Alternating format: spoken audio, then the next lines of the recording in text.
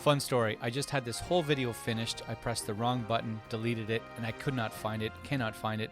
So I'm going to do it again, and only happier. So that's great. Okay, so the number one question, or the question we're getting all the time, is pricing. What's going on with the market? Is the market going to crash? Are prices coming down? What happens next? We always got that question historically, but right now, of course, because everything was so escalated and elevated and intense, that as soon as that starts to ease at all, that's when people start wondering, right? What comes next? What happens next? So rightfully so. So as you know, a bit of a data nerd, self-confessed, spoiler alert. I track this stuff, and one thing we've been tracking is how each month right now has been behaving in relation to the average for that month going back a decade. So I'm going to show you a few things. We're going to show you Niagara Region, St. Catharines, Niagara Falls, Welland. Those three cities are the top three cities in terms of the number of homes sold in Niagara. So we look at those sort of as the litmus test of what's going on. And then also we're going to look at average sale pricing for every city in Niagara Region as a whole, and then St. Catharines, Niagara Lake, Grimsby, Lincoln, Fort Erie, Port Colborne, Welland, Fonthill, all that stuff.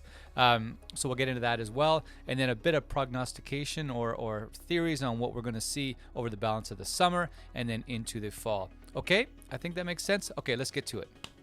So again, let's look at the number of new listings against the number of sales, how many widgets are on the shelf and how many people want to buy them, right? So looking back at January of this year through each month, you're going to see the pink line shows you the 2021 numbers, and then the black line shows you what was average for the number of new listings or for the number of sales for each month going back to 2011. First one, Niagara Region, number of new listings. You can see how significant of a spike there was in March. March was a month where we all got optimistic. There was a parade planned because we had new listing inventory building and everybody was going to be happy, right? Then you can see through April, May, June, and then into July, where July, any of the July numbers in here is July on pace for. So it's July 23rd today. So it's what July, if you take a daily rate and multiply by 31, what we expect to see July settle in at, it's going to be close to what you see here. Meanwhile, remember the big month of March for new listing inventory. Here's the number of sales. March 2021, sales were up 79% more than what was normal. But again, you can see here that as we got into May, things started to settle back down. June, they did again. In July, not much more than what is perfectly normal vanilla pudding. July going back historically. So again, after this massive escalation or accelerated market in March and April, we've seen that calm or return to calm as we get into July. St. Catharines, same kind of deal, except new listing inventory in St. Catharines has been really kind of volatile. 4 out of the 7 months in 2021 so far to the end of July are going to be in negative territory when comparing those months to what was normal for those months going back a decade. So you can see January, February, May and July is on track to be a notch under what is normal. So you can see that sort of all over the place. It's weird, right? It's kind of unique to St. Catharines. St. Catharines is the number one market in Niagara in terms of the number of homes sold. So it's strange. Usually it's pretty predictable. It's usually kind of calm in St. Catharines. So to see that up and down month to month change is not normal. Meanwhile, sales, same. You're going to see the same trend across every city, by the way. So if you want to, skip another minute, you can skip the same story. But March and April both up significantly in the number of sales, and you can see that May, June, and now July tracking down to being again kind of normal for the number of sales for St. Catharines. Here's Niagara Falls, oddball again. So a really strong March. You can see that spike. And then April, May, June, and July, decidedly boring. In fact, July is on pace to track a little bit under the average. So back in a negative territory where it hasn't been really. Oh, sorry, yeah, it was there in May, in June, and then it was there back in January as well. So again, aside from February to some extent and March to a lot of extent, the next 4 months, including this month, July, is going to be kind of undersupplied. Meanwhile, number of sales. Niagara Falls has had a really strong year as far as month to month to month to month to month. So you can see sales beat in 2021, beat the 10-year average by quite a lot. But as we get into July, you can see it's tracking back towards what you could consider to be normal. Welland, third place in Niagara in terms of the number of homes sold every year, and this is the new listing inventory. A little bit volatile, but somewhat reasonable, I guess you can call it that. But again, you can see January of this year and July are both going to be tracking in negative territory underneath what was normal. And aside from, again, March and April being extremely strong, you can see that trend where May and June and July have all been really close to what was the average or what was normal for those months.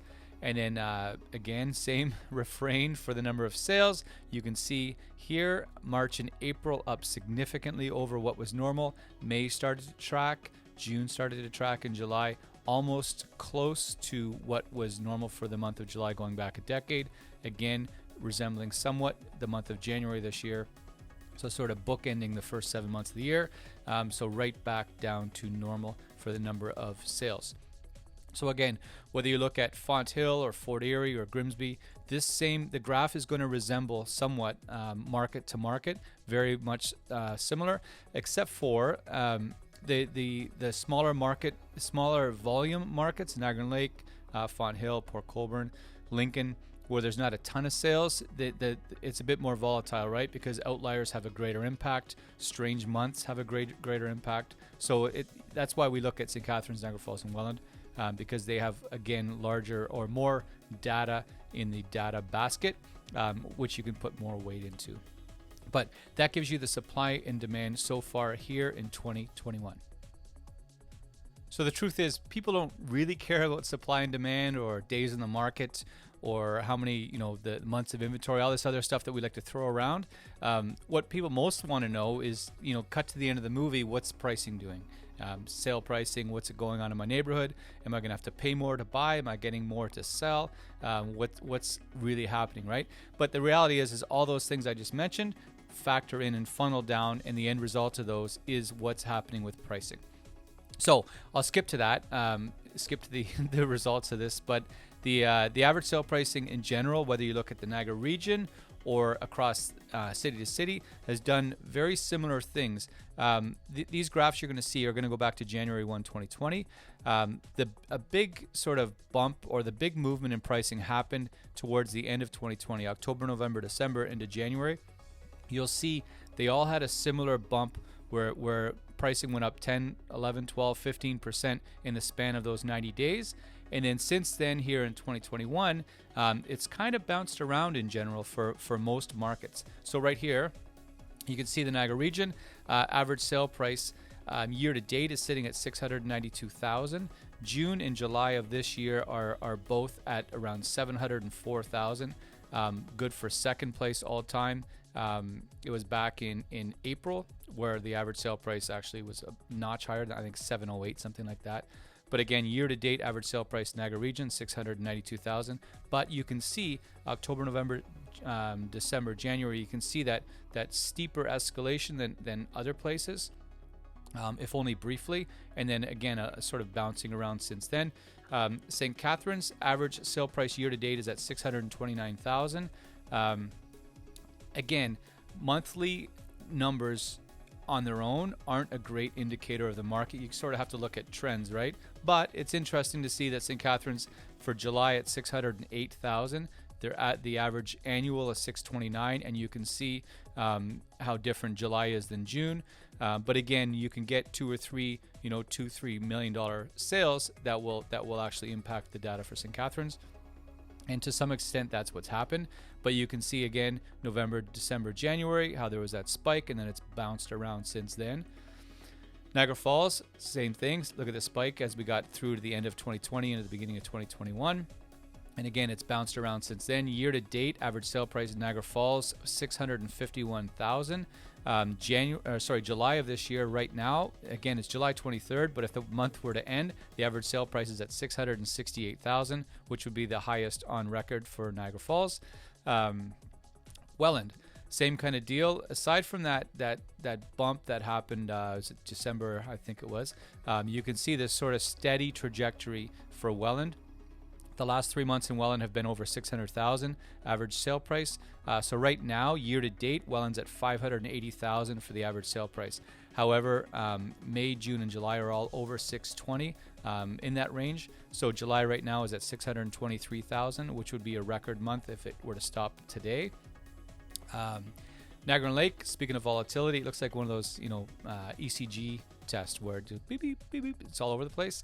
So you can see in March, April of 2020, COVID really had a quick impact on the higher end of the market. And you can see that the average sale price came right down. It doesn't mean that houses were selling for less. It means that the higher end pricing, higher end homes weren't selling, period. So the sort of average what was selling came way down. And you can see how quick everything rebounded back as we went through summer last year. And sort of the same deal from November through to January. You can see there's a pretty intense spike. It's been sitting over $1 million each month so far this year. So year to date right now, the Niagara Lake market's at $1,090,000, 1.09 year to date. It's never cracked $1 million for an annual average before, so it looks like that's what Niagara Lake's tracking towards. July is right now at 1.017, the lowest average monthly sale price in 6 months since back in November of 2020. So it'll be interesting to see where that shakes out. But again, you can have a sale pull data in either direction in Niagara Lake as well. So remember that. Grimsby, perennial high producer as far as sale price. So Grimsby right now year to date's at 847,000. July is at 885, so that would be third highest monthly sale price average on record for Grimsby if it stopped today. So again at 885 right now. Lincoln, again, small market, not a lot of sales, so you can get a sale that pulls the market up here, down here. But overall, the trend is certainly healthy. Year to date at 793,000. July is at 863,000 for the month. So again, that would be second highest all time. But you can see there's a whole bunch of ups and downs there. But again, through the end of last year into the beginning of this was when that steep climb really happened. Thorold, same thing. You can see the steep climb November, December to January. Right now, year to date, Thorold's at 624,000. The month of July is at 654,000, which would be a record all time for a single month. I often get some pushback on Thorold. People think that the new construction will draw the average sale prices way up. I talked about it in a previous video, but June, the average sale price year to date, taking new construction out of the data, it only came down by $5,000. So there's not a ton in there. It's less than 1% impact on the average sale price in Thorold. So pretty healthy days there. Fonthill, second place finisher year to date right now is at 903,000 for the year across all of Fonthill real estate, 903.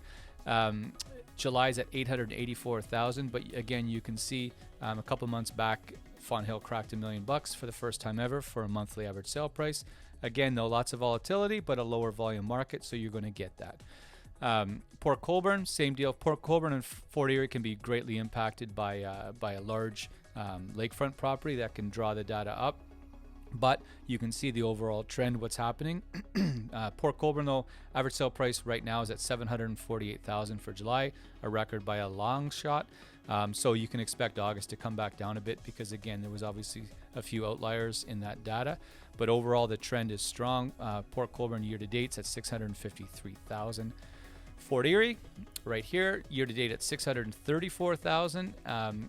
And again, over the last 4 months, you can see how Fort Erie climbed up, and there's been a little bit of a gradual pullback each month since March, April area. So again, year to date, 634. July right now is sitting at 622. So we'll see as we keep going. But again, overall, a healthy trend for average sale price for Fort Erie. So lastly, we're going to get one more thing. So what's happening in the big picture out there is the big question, right? That's crystal ball time. What's really going on? In my opinion, in our opinion, what really is going on is we were all basically locked down for 18 months. And now that the doors have opened up a little bit, people want to do stuff that they haven't been able to do. And maybe moving is no longer at the top 2 or 3 of the list. Maybe it's got pushed down to 9th. And ahead of that is now, visiting friends, going to the cottage, traveling, seeing family they haven't seen in a long time, just enjoying life, going outside. I went to a basketball the other night. That was pretty cool.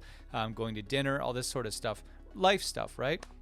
And so the whole mindset has changed and perhaps put on pause. We'll see, but we expect to see July to be pretty pretty blah as far as the overall data. It's certainly not electric like it's been in the previous 3, 4, 5 months. We expect August to be even more so, where we expect to see August in sort of negative territory when compared to previous Augusts. Big thing to watch out for. The July data is going to stink. When you're going to see headlines, July this year versus July of last year, year over year, down, sales down 10, 15, 20%. People are going to see that and panic. But like we've been talking about all year, what are you comparing it to? And the month over month stuff right now is pretty wonky because it's been such polarizing, odd, strange times. Notice I didn't say unprecedented. I said it. But yeah, so where we go from now, over the next 6 weeks, we expect things to be pretty calm as people focus on other stuff. Once we get past Labor Day, typically we'll see a push through Labor Day over the sort of the next 60, 75 days after we get, going again, quote unquote, after the summer. So we'll see how much that takes effect this year. There's lots of things to consider: variants, vaccination rates, the overall economy, interest rates, all kinds of variables at play that are going to impact psychology, which then impacts the market, right? So we shall see. But that's where we're at right now. That's where we expect to see things go for the balance of the summer, and that's where we've been so far this year. Hopefully that gives you some context and perspective on what's happening in the market. If you've got any questions on your area, your home, the market in general, we are data nerds, if you didn't know. So we are always up for a good chat about what's going on. So feel free to reach out to us. You can check on our website here. We have a market insight page, which is updated routinely with average sale price, new listing inventory, number of sales for all of Niagara. So it'll give you some context as well as what's going on there. And then you'll see a contact us button at the top right corner. You can reach out to us, and we're always happy to chat. Okay, hopefully you found that helpful, and you're doing great. You're enjoying this beautiful weather we're having. Take care of yourselves, and again, you want to chat, reach out anytime. Okay, thank you. Appreciate it. See you. Bye-bye.